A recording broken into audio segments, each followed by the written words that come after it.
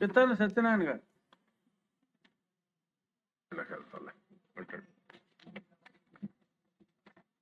అధ్యక్ష, ఈనాడు ఈ యొక్క బీసీ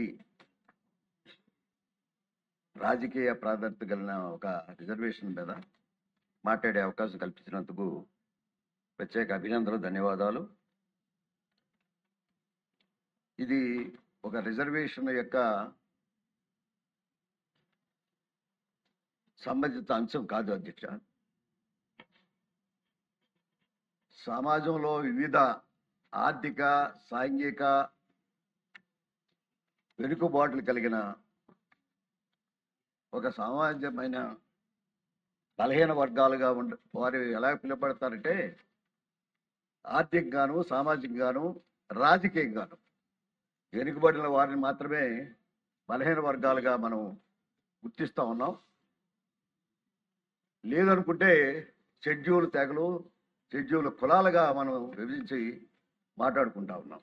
అయినప్పటికి కూడా వారికి రాజ్యాంగబద్ధంగా అంబేద్కర్ గారు ఇచ్చిన రిజర్వేషన్ ప్రకారం షెడ్యూల్ కులాలకి, షెడ్యూల్ తెగలకు సంబంధించినంత వరకు ఇచ్చినప్పటికి కూడా వివిధ రాష్ట్రాల్లో అలాగే దేశంలోనూ ఒక ప్రధాన అంశంగా బలహీన వర్గాల మండల కమిషన్ యొక్క తీర్పుని ఆధారం చేసుకుని మరి దేశం అంతా చర్చ జరిగింది. దాన్ని కూడా దేశంలో కూడా 27% ఎకనామికల్ ఓబీసీ కింద రిజర్వేషన్ మాత్రం కల్పించడం. అంతకుముందే తెలుగుదేశం పార్టీ, నందమూరి తారక రామారావు గారు తెలుగుదేశం పార్టీ యొక్క ఆలోచనకు అనుగుణంగా దీనికన్నా కేంద్రం కన్నా ముందే తెలుగుదేశం పార్టీ ఆనాడు ఎస్సీలకు రిజర్వేషన్ కల్పించారు, ఎస్టీలకు రిజర్వేషన్ కల్పించారు. రాజకీయంగా, ఆర్థికంగా, సామాజికంగా వెనకబడిన బలహీన వర్గాలకు కూడా రిజర్వేషన్ ఇస్తే వీరిలో ఒక గుర్తింపు, ఐక్యత వస్తుందని ఆలోచన చేసి ఒక విప్లవాత్మక నిర్ణయం చేసిన ఆనాటి నందమూరి తారక రామారావు గారు మరువురాని వ్యక్తి సమాజంలో అని చెప్పడానికి ధన్యవాదాలు చెప్తాను. అప్పుడు ఇప్పుడు చెప్తా ఉన్నాం, సమాజంలో 50 నుంచి 52% బలహీన వర్గాలు ఉన్నారు చెప్తా ఉన్నాం. బలహీన వర్గాలు ఎక్కడున్నారంటే సామాజిక వెనుకబడి ఉన్నారు, ఆర్థిక వెనుకబడి ఉన్నారు. దానికి కారణం వృత్తిపరమైన కులాలతోటి అడ్డుపెట్టుకుని వృత్తిపరమైన కులాలు రోజు రోజుకి అణగారుతున్న సందర్భంలో కార్పొరేట్ వ్యవస్థలు ఈ కులవృత్తుల మీద మరి ప్రభావం పడి కులవృత్తులుగా జీవిస్తున్న ఈ బలహీన వర్గాలన్నీ కూడా ఆర్థికంగా సమాజంతో వెనుకబడి వ్యవస్థగా తయారైనప్పుడు వారిని కూడా ముందుకు తీసుకురావడానికి ఆలోచన చేసిన ఒక ప్రయోగమే బీసీ రిజర్వేషన్ బిల్. ఈనాడు చంద్రబాబు నాయుడు గారు 95లో తీసుకున్న ఒక బ్యాక్వర్డ్ క్లాస్ చట్టాన్ని ఏదో తీసుకున్నాము. ఆనాడు నందమూరి తారక రామారావు ఇచ్చిన 20% రిజర్వేషన్, బీసీ రిజర్వేషన్ని 34% చేసిన చంద్రబాబు నాయుడు గారు ఆ చట్టాన్ని మార్పు లేకుండానే మరి కోర్టులో వీరిచ్చిన రిజర్వేషన్ వల్ల వ్యతిరేకం వచ్చిందని హైకోర్టు స్ట్రక్ డౌన్ చేస్తే వారి వల్లే వచ్చిందనే మాట కూడా ప్రజల్లో వచ్చిన మాట వాస్తవం. ఇచ్చి వెనక నుంచి పొడిసే జగన్మోహన్ రెడ్డి యొక్క ఆలోచనకి ఆనాడు ప్రజలు, బీసీ వర్గాలు మోసపోయారనే మాట కూడా ఈరోజు చెప్పదలుచుకున్న అధ్యక్ష.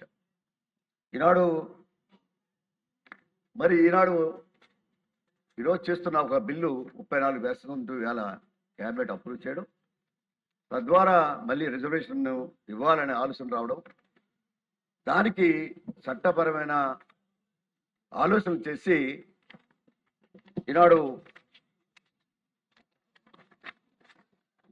మరి డెడికేటెడ్ కమిషన్ ఏర్పాటు చేసి బీసీలో సామాజిక, ఆర్థిక, రాజకీయ పరిస్థితులను అధ్యయనం చేసేందుకు చేసిన కమిటీ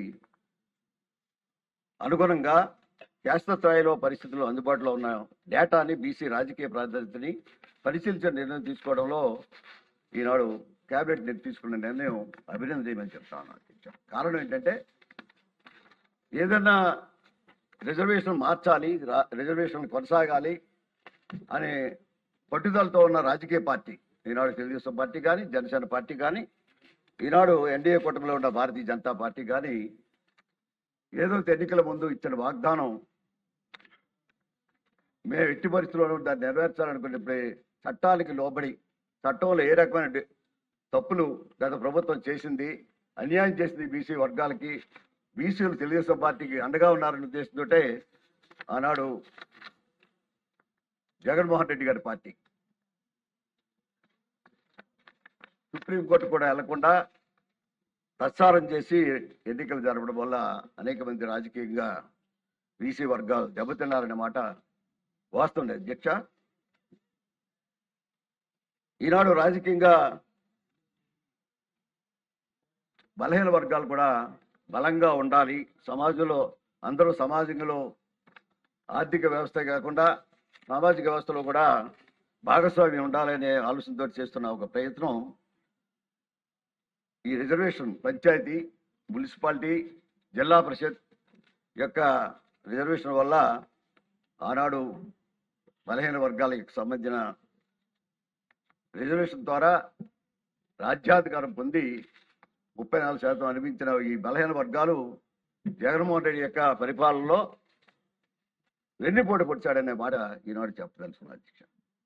వెన్నుపోటు ద్వారా 24% తీసుకొచ్చి 10% యొక్క రిజర్వేషన్ కూడా తగ్గించడం జరిగిన దానికి బాధపడుతున్న అధ్యక్ష. ఈనాడు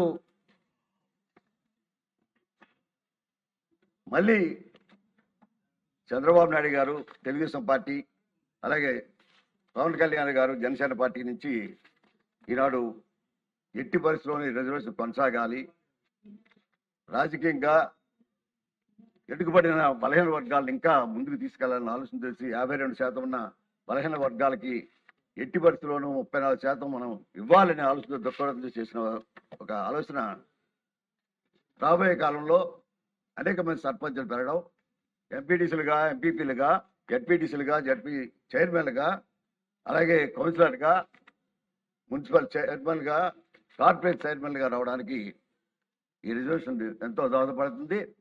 ఒక కొత్త యువత సమాజంలో అడిగట్టడానికి కూడా ఈ అవకాశాలు మెండుగా ఉంటాయి. ఈనాడు జడ్పీటీసీ అవ్వచ్చు, రేపు ఎమ్మెల్యే అవ్వడానికి అవకాశం ఉంటుంది, రాజకీయంగా వెళ్ళడానికి అవకాశం ఉంటుంది, అలాగే ఎంపీ అవ్వడానికి భవిష్యత్తులో ఉన్నత పదవులు రావడానికి కూడా వారికి అవకాశం ఉంటుందనే ఆలోచనతోటి ఇది స్వాగతిస్తున్నాం అధ్యక్ష. అదే కాదు, ఈనాడు నేను చూసాం డిఎస్సి మీద పెద్ద చర్చ జరిగినప్పుడు హారిజంటల్, వెర్టికల్ రిజర్వేషన్స్ కూడా మనం డిస్కస్ చేసాం అధ్యక్ష. లోకేష్ గారు ఇచ్చిన ఒక మెగా డిఎస్సి ద్వారా చేసిన ఒక చర్చ ప్రతిపక్ష పార్టీ పైన వైఎస్ఆర్ పార్టీ ఏం చెప్తోంది? నిన్న ఏదైతే స్పోర్ట్స్ కోటా సంబంధించినంత మీరు అన్యాయంగా ఇచ్చేసి ఉద్యోగాలు ఇచ్చారు, ఒకే కులానికి ఇచ్చారని కాదు. దాంట్లో చూస్తే అన్ని సామాజిక వర్గాలు కూడా రిజర్వేషన్ కొనసాగించి దానికి ఇచ్చారు.